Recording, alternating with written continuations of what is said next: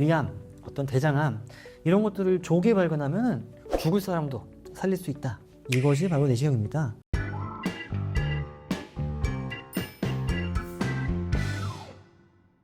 현대인들은 보통 몸이 건강적 신호를 보내면 그제서야 검진을 받는 경우가 많은데요. 특별한 증상이 없더라도 이 검사만큼은 꼭 받아봐야 합니다. 바로 내시경 검사인데요. 하지만 그 종류부터 검사 방법까지 복잡하고 부담스러운 검사이기도 하죠. 오늘 영상만 보신다면 내시경 검사의 종류부터 중요성, 검진 주의사항까지 한눈에 이해하실 수 있습니다. 오늘 내시경 검사에 대한 궁금증을 해결해 주실 김동환 원장님 모시고 이야기 나눠보겠습니다. 먼저 내시경 검사 자체가 저희에게 익숙합니다. 근데 어떤 종류의 내시경 검사가 있는지 모르시는 분들이 많거든요. 어떤 종류가 있을까요?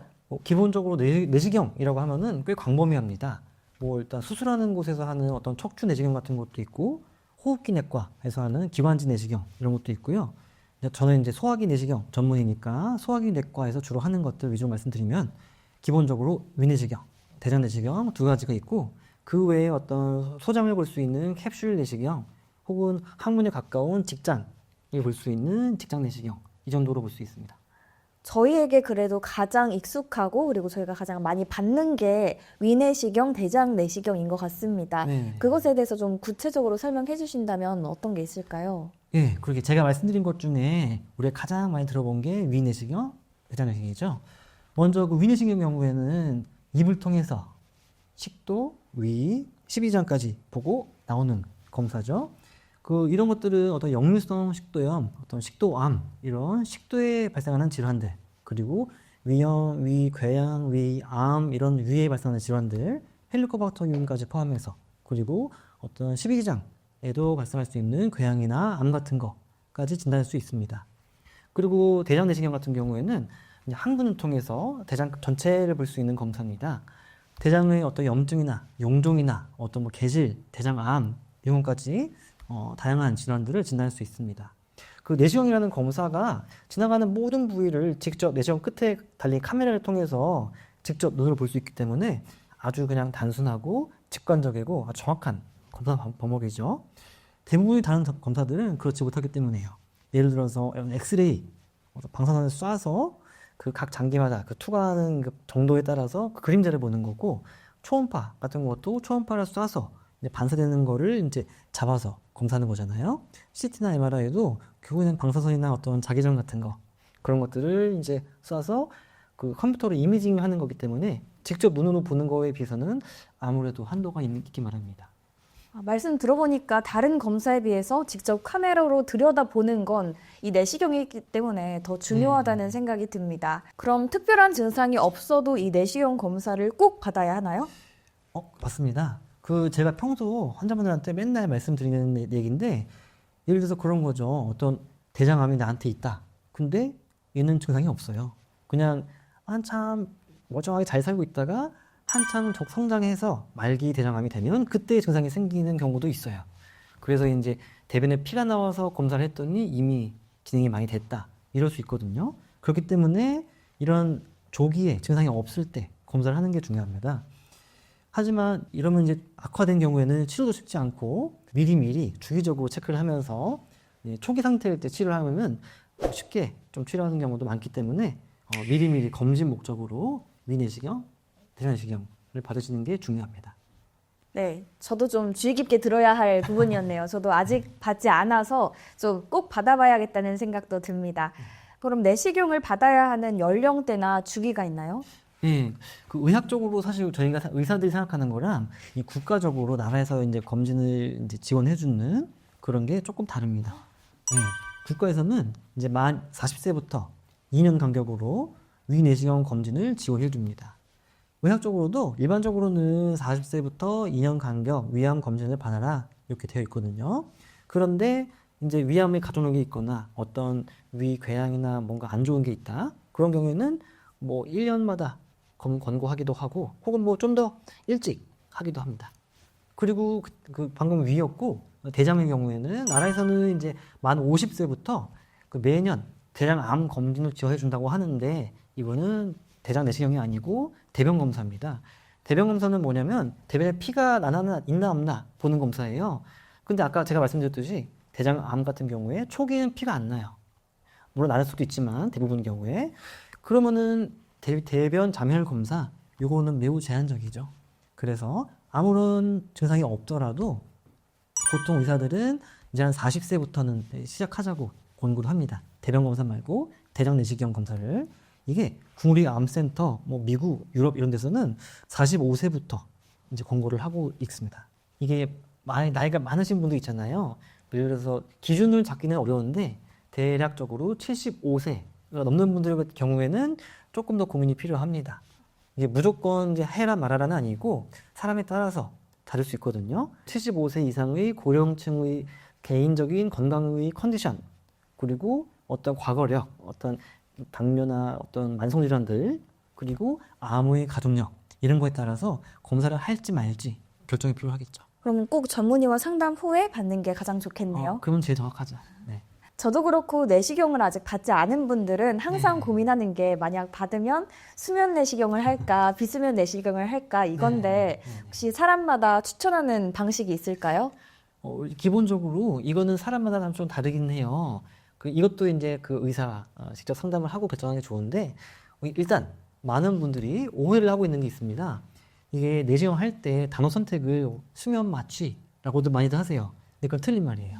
일단은 마취랑 수면이랑 구별해서 생각하는 게 우리가 수술할 때 뭐 배 가르고 수술했잖아요. 그런 것들이 마취예요. 이것들은 스스로 숨도 못 쉬고 이제 아무리 때려도 안 아파요. 통증을 못 느끼니까 그게 마취고. 근데 내시경 할 때는 마취를 하는 게 아니에요. 수면을 하는 거예요. 그래서 우리 잘 때 누가 흔들 깨면 깨잖아요. 그리고 너무 아프면 일어나잖아요. 마찬가지예요. 내시경 하다가 이게 이제 너무 아프면은 깨기도 해요. 수면제가 들어가 있으니까 어떤 몽롱하기는 하겠지만 깰 수도 있는 겁니다.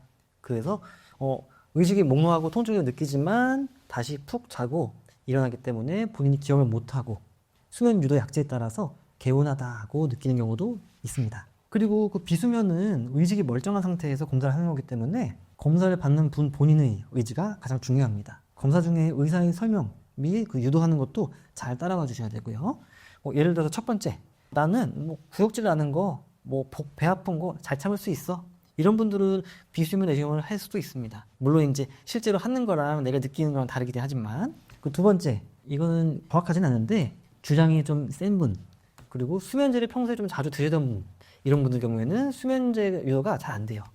그래서 그런 경우도 이제 한 가지 이제 고민해 볼 수 있는 부분이고, 세 번째는 이제 수면 유도라는 게 아주 안전한 검사인데 아까 말씀드렸듯이 이게 수면제를 사용하는 거니까 사람에 따라서는 호흡이 좀 억제되는 경우도 드물기는 있어요. 예를 들어서 연세가 좀 많으신 분들, 폐 기능이 약하겠죠. 그리고 두 번째는 어떤 천식이나 뭐 심부전, 이런 폐나 심장이 약한 분들. 세 번째는 어떤 비만이 심해서 비만이 심한 사람들은 코골이가 많은 경우 있고 그러면서 수면 무호흡증이 있는 경우가 꽤 있어요. 그런 분들 경우에는 이제 의사와 상담한 후에 비수면으로 할지 좀 고민해 보는 게 필요합니다. 그럼 마지막으로 검사 전일하고 당일 주의사항이 있을까요? 제가 듣기로는 뭐 어머니, 아버지 검사하시는 거 보면 막 굶기도 하고 그러더라고요. 네, 좀 맞아요. 자세히 알려주신다면 어떤 게 있을까요? 일단은 그 위내시경이랑 대장 내시경 좀 이제 분리해서 생각할게요. 위내시경 경우에는 사실은 전날까지 특별히 뭐 주의할 건 없어요. 뭐 보통 일반적으로 한 8시간 정도 금식하면 된다고 하거든요. 물론 이제 전날 저녁까지 다 먹고 나서 검사 예약 시간 기준으로 한 8시간, 9시간 정도 금식하고 충분하고요. 물론 이제 물도 안 마시는 금식이고. 그런데 이런 경우도 있어요. 최근에 소화가 잘 안 되고 좀 더부룩해, 울렁거려. 이런 분들은 소화가 안 되는 게 뭐냐면은 위에 음식물이 좀 더 오래 남아있는 얘기예요. 그래서 12시간 이상 금식하고 왔는데도 위에 음식물 남아있다. 이런 경우가 종종 있어요. 그런 것들은 이제 미리 알 수는 없지만 조금 더 여유롭게 금식을 해야겠죠. 그리고 이제 대장 같은 경우는 조금 달라요. 대장 내시경은 우리들 모두 장 속에는 항상 대변이 차 있어요. 그래서 이 대변을 좀 빼내야 되는데 이 대변을 빼내기 위해서는 이 약을 먹죠. 보통 검사 3일 전부터는 이제 뭐 먹지 말라는 게 많이 있어요. 뭐 예를 들어서 장에 잘 끼는 거, 고춧가루나 미역 같은 거, 뭐 씨가 있는 과일들 먹지 말라고 하죠. 그리고 이제 어떤 건 먹으면 좋다 이런 식으로 설명을 드리고 검사 전날 저녁에 이제 장을 비우는 약을 먹고 이제 설사를 쫙 해내죠. 이 과정이 힘들어서 사람들이 힘들다고 많이 해요. 그래서 검사 전날 저녁에 그런 일이 하고 또 다음날 아침에 검사 받는 날 당일 새벽에 보통 한 4시간 전까지라고 하는데 그때도 또 약 먹고 설사하고 이런 과정이 필요합니다. 그 또 한 가지 중요한 거 우리 이제 어떤 심근경색 혹은 뭐 부정맥 같은 심근병이나 뇌졸중 같은 뇌혈관 질환 이런 것 같은 경우에는 어떤 아스피린이라든지 피를 좀 녹일 수 있는 약을 먹는 경우가 많거든요. 항혈전제 혹은 혈소판제 이런 얘기를 하는데 이런 경우에는 미리 담당 의사랑 상의해서 이 약을 중단해야 되는지 중단하면 며칠 중단해야 되는지 이런 거를 교정해야 합니다. 네, 제가 생각한 것보다 조금 괜찮은 부분도 있고 조금 까다로운 부분도 있었는데요. 네. 그래도 원장님 말씀대로 하면 안전하게 잘 내시경 검사를 받을 수 있을 것 같네요. 네, 오늘 마지막으로 오늘의 하의를 정리해 주신다면 어떤 게 있을까요? 일단은 우리 위암, 어떤 대장암 이런 것들을 조기에 발견하면 죽을 사람도 살릴 수 있다. 이것이 바로 내시경입니다. 그래서 아무런 증상이 없어도 40세 이상인 분들은 위내시경, 대장 내시경 이런 검사를 정해진 간격에 따라서 의사랑 상의하에 이제 진행해 주시면 좋을 것 같습니다. 내 건강은 내가 지키는 겁니다. 감사합니다. 네, 오늘 말씀 너무 감사합니다. 감사합니다. 오늘은 참 좋은 내과의원 김동환 원장님과 내시경에 대해 살펴봤는데요. 내시경 검사에 대한 두려움은 버리고 다양한 질환 예방에 한 걸음 다가가는 시간이었습니다. 지금까지 하이닥 건강전문 아나운서 천혜린이었고요. 저희는 다음 시간에도 유익한 건강 정보로 찾아뵙겠습니다. 고맙습니다.